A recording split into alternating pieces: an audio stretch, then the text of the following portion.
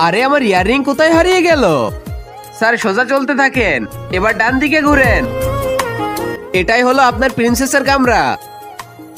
আরে দরজা নক না করে আমার ঘরে কিভাবে আসলে? আরে এটা তো ওই ছেলেটা যে আমাকে বাঁচানোর জন্য নিজের জীবনে ঝুঁকিতে ফেলেছিল। সরি, আমি আপনার উপরে চিল্লাই ফেলেছি। আরে তুমি কেন সরি বলতেছো? সরি তো আমার বলা উচিত। আমারই ভুল হয়েছে, আমি দরজা নক না করেই ভিতরে চলে আইছি। বস, আপনার প্রিন্সেসের ইয়াররিং আপনার পায়ের নিচে, আপনি ওটা উঠিয়ে প্রিন্সেসকে দিয়ে দেন। এই নিন আপনার ইয়াররিং। আপনি কি এটা আমাকে পরিয়ে দিতে পারবেন? আমি আপনাকে সাহায্য করতে পারবো না, যেভাবে হোক এটা আপনাকে পরাই লাগবে। আমি তো জানি আপনি চোখে দেখতে পান না, তাও আমি দেখতে চাই আপনি আমাকে ইয়াররিং পরাতে পারেন কি না। আচ্ছা তাহলে কি এবার আমরা যাইতে পারি? সবাই আমাদের জন্য ওয়েট করতেছে।